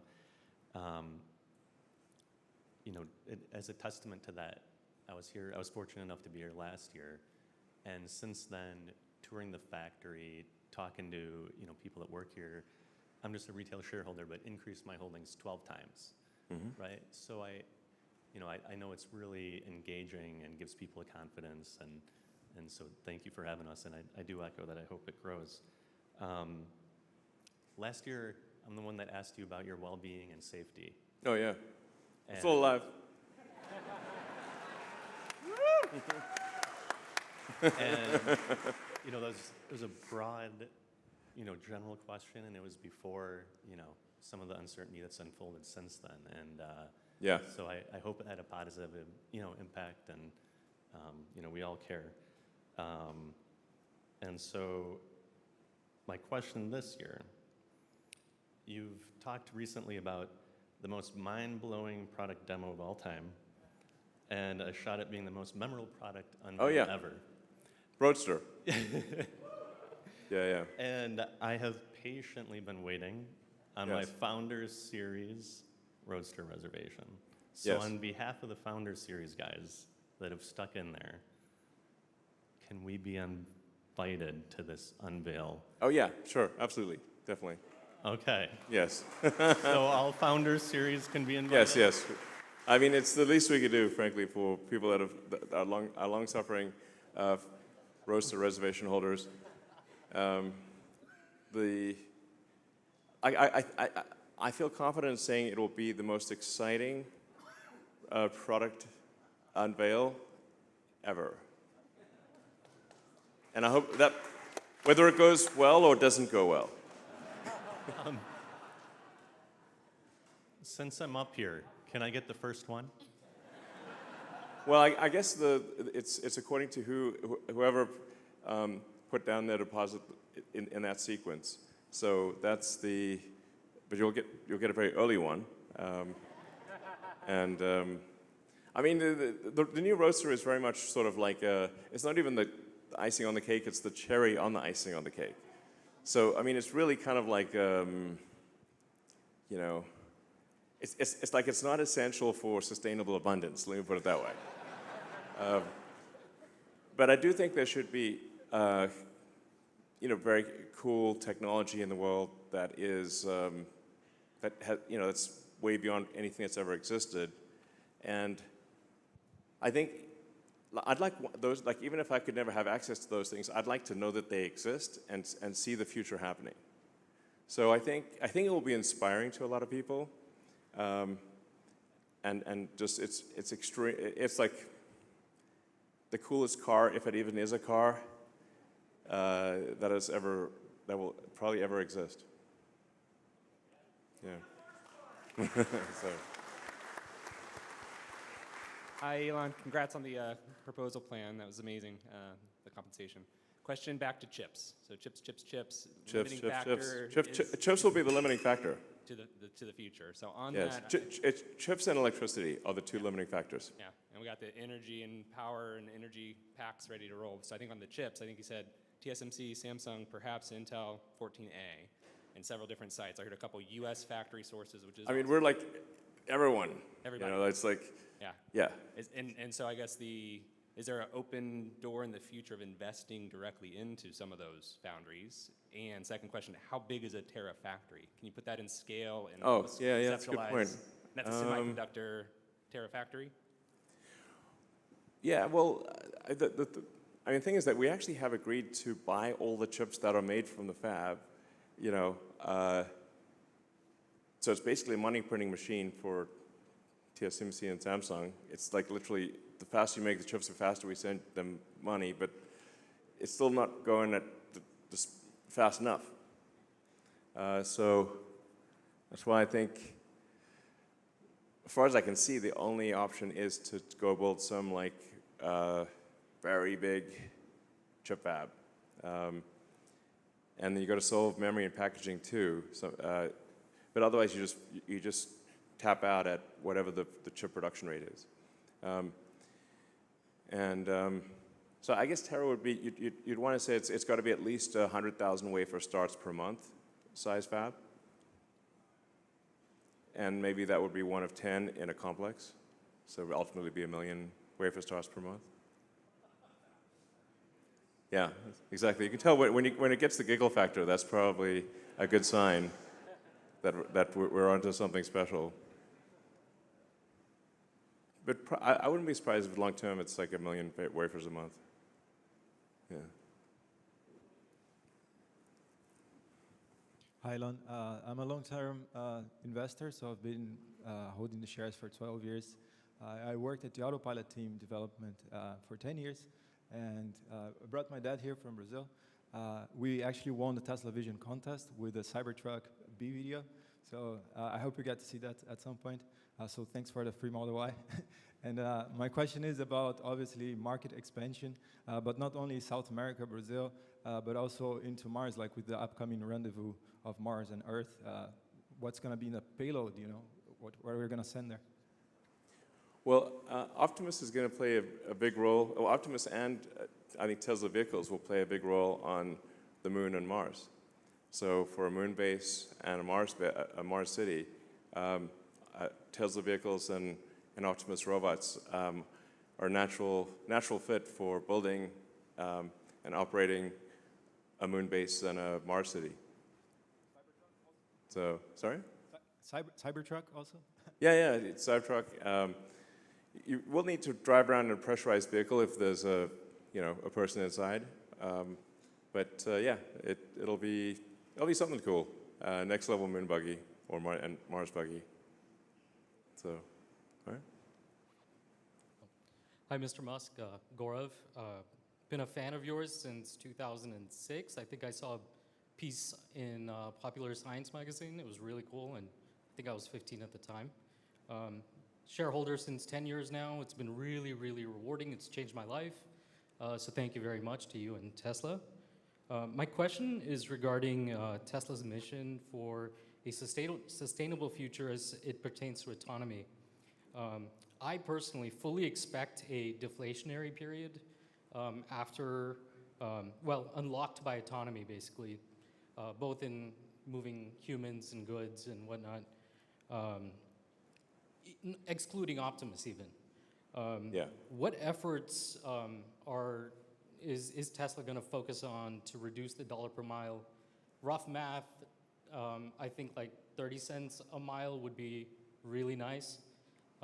50 cents is pretty good too. I mean, looking at inflation later on. And then I guess the second part of that, how low does it have to be for people to just stop buying cars, like where it doesn't make economic sense to do that? I expect that to affect economies of scale and then further increase the pricing of vehicles there on out. So what is that node at which inflection happens?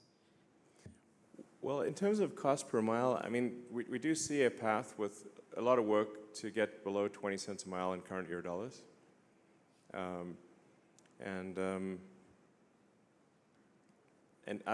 somewhat agree that things will probably be deflationary as productivity increases, because you can think of money supply as being the ratio of goods and services to what's the growth in goods and services versus the growth in the money supply.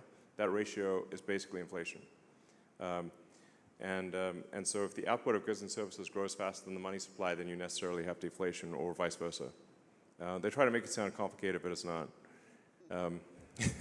So I'm not sure that even government overspending can actually. I think government overspending will be lower than the increase in productivity of goods and services, which would imply deflation as you expect. Sorry? What about economies of scale and the impact it has to how you respond as an automotive company when people stop potentially buying cars? Economies of scale? In like auto manufacturing, for instance, it only makes sense if lots of people buy your vehicles. The total number of vehicles will decrease. The sort of vehicle fleet out there is about 2 billion cars. Right? 2 billion. If you add up all cars and trucks that are not at a scrapyard, I think it's around 2 billion. But that number would decrease with autonomous vehicles. So the total fleet size would drop. I actually think miles driven will increase because it is now much less painful to travel somewhere. So if somebody's thinking about traveling across a busy city, then they'll take into account, well, how much pain do I have to deal with? If I have to go through 2 hours of traffic, I probably won't do it. But if you're just, say, sitting in a cybercab watching a movie or doing some work, then it's just like sitting in a little lounge. So I think you'll see probably a significant increase in total miles driven, but at the same time, a decrease in the total active fleet of vehicles. I'd just like to reiterate how grateful we all are to have you on board, ready to lead us to another $7 trillion in market cap, at least. At least. Obviously. Thank you. My question is, how much of a concern is it that when Cybercab starts production in Q2 next year, that regulation won't be there yet to where you can deploy Cybercabs being produced? Or are you guys confident that every Cybercab you guys make, you'll be able to deploy? Yeah, I think the rate at which we receive regulatory approval will roughly match the rate of Cybercab production. It'll be maybe a little tight, but it's about right. And I'd like to thank Waymo for paving the path here. It's very helpful. Yeah, but I think we'll be able to deploy all the Cybercabs that we produce. And the other thing is, like, once it becomes like extremely normal in cities, it's just going to become like the regulators will have just fewer and fewer reasons to say no.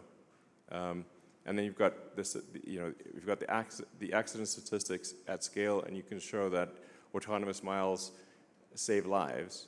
And you've got unequivocal, billions of miles to prove it. Then I think it's hard for regulators to say no. Yeah, true. All right. First of all, Elon, thank you so much for everything you do for the Tesla shareholders. Thank you. Do you see a path for Optimus to have consciousness downloaded to it? You mean human consciousness, or? Yes. Yeah, I mean, it's not like immediate, but if you say it down the road, would you be able to, say, with the neural link, have a snapshot of, or at least an approximate snapshot of somebody's mind, and then upload that approximate snapshot to an Optimus body? I think that at some point that technology becomes possible, and it's probably less than 20 years. Yeah. But of course, you won't quite be the same, be a little different, because you'll be in a robot body, and the mental snapshot will not be precise. It'll be probably pretty close, but not exactly the same. On the other hand, are you the same person that you were 5 years ago? Nope. I mean, a lot of things have changed. Yeah, but I guess at some point, if you want to be uploaded to a robot body, my guess is that becomes possible. Yeah. Hi, Elon. Space-based data center is a great idea, and I agree with that. Yeah. I was curious on your views on space-based solar power, the idea of beaming down microwave energy down to Earth so that you can just point it to where it needs to go without transmission, without distribution lines, and it's more energy dense, so less land use. Just curious on your views. Well, space solar power, until the advent of something like Starship, where the cost per ton to orbit drops by orders of magnitude, the cost of getting payload to orbit is so high that there was no possibility of space solar power solving anything, really. Now with Starship, I see a path to Starship cost per ton to orbit being lower than air flight. Like if you were to fly, do a long distance air flight with cargo, like say took 747 from here to, Sydney, Australia, or something like that. I think ultimately Starship will be able to do that trip for less cost per ton than an aircraft. So now you've got that opens up a very wide range of possibilities. Like the most obvious one, I think, is actually solar-powered AI satellites. So to move the AI to orbit and essentially deep space over time, because you can actually access over 1 billion times more energy from the sun in deep space than you can on Earth. The scaling, to scale to Kardashev, to make any progress on a Kardashev 2 scale, which is using some non-trivial amount of energy from the sun, you kind of have to do space solar power. Now, you could only beam a tiny amount of that back to Earth, or you would melt Earth. So Earth actually receives a very, very tiny amount of the sun's energy. Earth is a tiny dust mote. When you see like Earth to scale with the sun, we look like a little crumb. So to scale civilization, like I said, to be at all relevant on a Kardashev 2 scale, like to even use 1/1,000,000% of the sun's energy, you really have to use solar power in deep space. And you could beam some of that back to Earth too, but you can only beam a tiny bit of it back, or you'd melt Earth. And this will be our last question. We'll do a few more. Sorry? Sorry. All right. Elon, look around you. This is a very, very small sample of Tesla soldiers. Maybe, actually, I should say Elon Musk soldiers. Well, thank you for your support. So, thank you, everyone. I'd just like to say thank you from the bottom of my heart for your support. Thank you. And thank you, everyone out there. So, I know for sure a lot of them sold the farm to buy Tesla. And they stuck with Tesla through thick and thin, good days and bad days. Yes. So my question to you is, how do you feel about repeating the success, but in a safer way, where you get qualified Tesla retail investor only to invest in SpaceX, avoiding all these market manipulators, those crooks, and these short sellers? Yeah. It is a tough problem that you highlight. I mean, unfortunately, over time, the parasitic load of being a public company has just grown over time. And so you get all these, like, spurious lawsuits, obviously, and they just make it very difficult to operate effectively as a public company. But I do want to try to figure out some way for Tesla shareholders to participate in SpaceX. That would be very cool.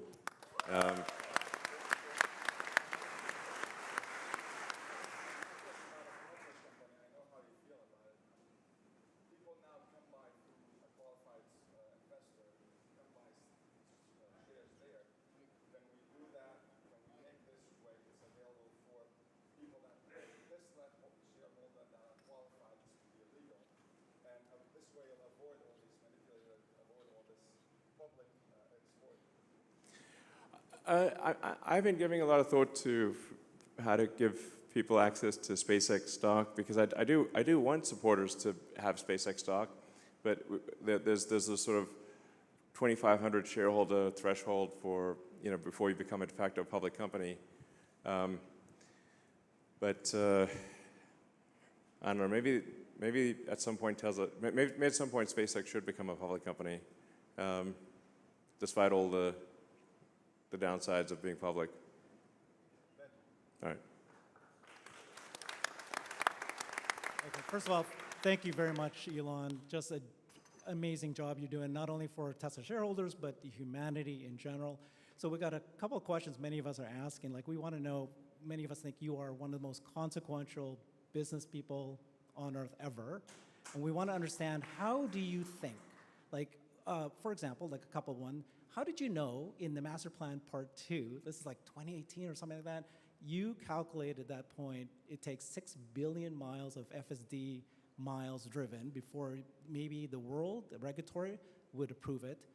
And then the second is, like, when you were deciding if Tesla's going to have, you know, the hardware chips, AI chips, did you know at that time that at some point when you get to AI5, it's going to be used not only for cars, but for bots and for AI data centers? Like, was that luck a little bit, or was it like you kind of knew that that was going to happen? Well, generally, I mean, in terms of the estimates, like for the self-driving stuff, I generally try to get things to within an order of magnitude. It seemed to me like probably, and this was technically in kilometers, but it would be more closer to 10 billion kilometers, which is roughly 6 billion miles, than it would be to 1 billion. But I thought it would not take 100 billion kilometers. So it was really just in trying to, when you're trying to guess something where there's a lot of uncertainty, you just try to get the estimate to the nearest order of magnitude, closest factor of 10, and that's why I said probably around 10 billion kilometers or 6 billion miles. And then, the chip, the reason Tesla created a chip team, and it's important to know, like, the vast majority of, like, Tesla is like a dozen startups in one, and we've only really done one major acquisition, which is Solar City, and then some very small ones. So almost all of this is organic. So I built the chip team from scratch, and the AI team from scratch. It was just because it became a limiting factor. So for hardware 2, we used NVIDIA, but NVIDIA was at that time focused on making really AI server hardware, which obviously was a smart bet. They're currently the most valuable company in the world. And Jensen Huang and his team have done an incredible job at NVIDIA. My hat's off to them. I'm a huge admirer of Jensen and NVIDIA. They've done amazing work. But they didn't want to do a low-cost, power-efficient car computer at the time, AI car computer. So I was like, well, okay, I guess we need to start a chip team to solve that. So then that's when I hired Jim Keller, and we built the chip team and did AI3, then AI4. And then, to be honest, we made some mistakes there with AI5, but now AI5 is back on track, and we'll have a very rapid cadence to AI6 and so forth. And this is really necessary for the car to, like with AI4, I think we can get to 200 or 300% better than human safety, maybe 400% better. But with AI5, I think we can do 1,000% better, or maybe even better than that. Than human safety. So at a certain point, actually, it might be too much intelligence for a car. I was thinking, like, what if you get stuck in a car and you have too much intelligence? But then one of the things we could do is, when the car is idle, is use the car as a massive distributed AI inference fleet. So, with the consent of customers, we're like, do you want your car to earn money for you while it's sitting in your garage at night? I don't know, we'll pay, $100 a month or $200 a month or whatever the right number is, if you allow Tesla to do AI inference workloads when you're not using your car. So that will also help the AI in the car not get bored. Because I sort of imagine, like, what if I got stuck in a car? you know, and then, and the highlight of your day was driving. It's like, you know, but they don't always want to drive, so then what do you do the rest of the time? So I think Tesla could actually end up having the largest, Tesla might end up having the most amount of AI inference compute in the world.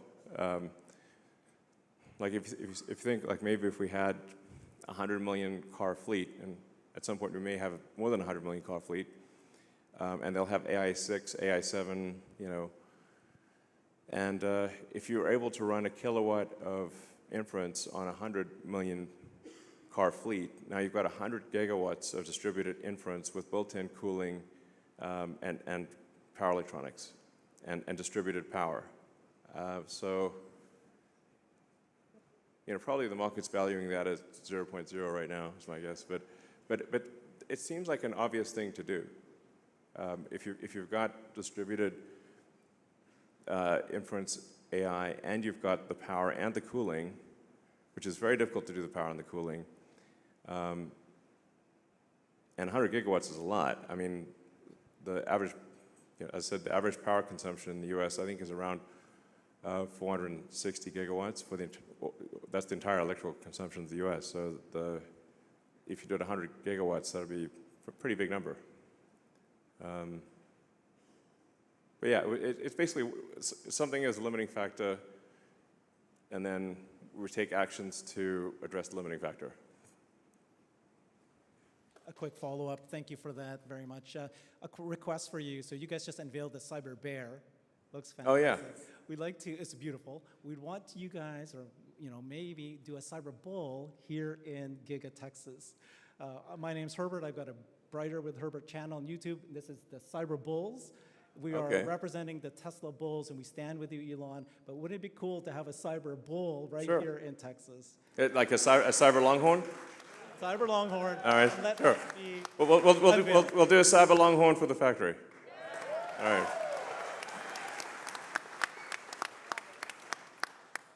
Good afternoon. I'm very excited to ask this question. I've dreamed of giving away a Tesla for a very, very long time. And I finally wore EVJect down enough that they're willing to foot the bill for it. But it turns out to give away a Tesla, I have to have your permission to say we're giving away a Tesla. So it's a simple question. You can just give it away. You don't have to do anything. Tesla doesn't have to do. We're going to go through the normal channels. We'll buy it from a store. Sure. All that stuff. You can give away a Tesla. It's totally cool. Yeah. Yeah, but certainly you don't need my permission to give away a car. We'll take like maybe a couple more questions and then call it a night. Over here. All right. Hi, Elon. My name is Jonathan. You mentioned that the Roadster will have more tech than all the James Bond vehicles combined. Do you think there's any possibility that any of that tech will make it into the current vehicle lineup? No. And to follow up on that, do you have any estimate of production or delivery timelines for the Roadster? I guess, well, so we're aiming for the product unveiled will be of the Roadster 2, which will be very different from what was shown previously. That demo event will be April 1st of next year. I have some deniability because, like, I could say I was just kidding.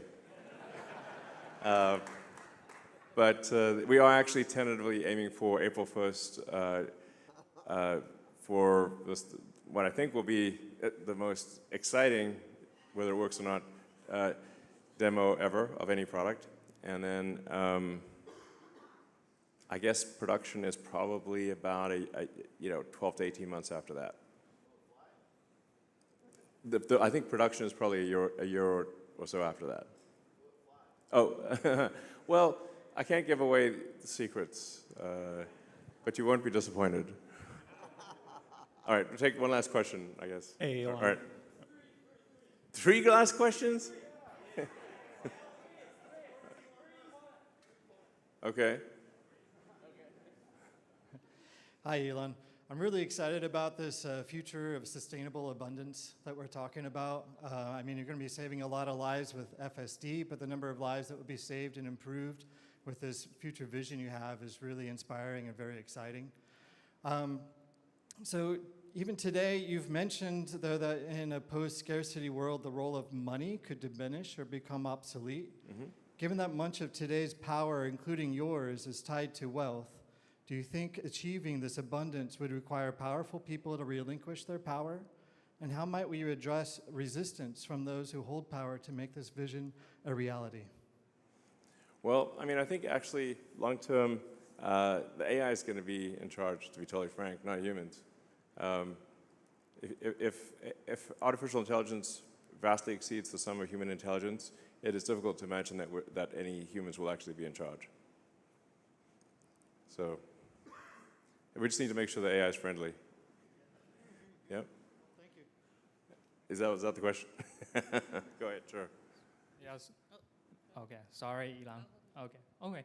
Yeah. So I'm Cybercat on X, and I'm doing YouTube and content creator. There's one thing I always heard about Tesla owners or people who want to buy Tesla complain about, that is about super expensive insurance, right? And the thing is, Tesla, I know Tesla also do insurance. However, it's not a cover every place, right? Like based on Boston, I don't have too much options. It's super expensive. And the other point is the FSD is very safe right now. I've been using FSD for about 4 years, right? Yes. It's getting to a point, it's like almost unsupervised. However, the insurance still does not take this into consideration. They don't ask you whether you have FSD or not, and they don't know how much you travel with FSD, and that is not a part of the risk prediction kind of thing, right? So I feel like what's your thought about insurance going forward, especially when we're getting close to the autonomy? What is path, like either using your own or with the external partnership? For example, there's a company called Lemonade. Okay. We do need to not have the questions be super long. I mean, Tesla Insurance is trying to expand as quickly as possible, but the regulatory structure for insurance is extremely complex and works on a state-by-state basis. So it's really somewhat of a racket. The rules for insurance are different with every state. It's a very, very complicated thing. So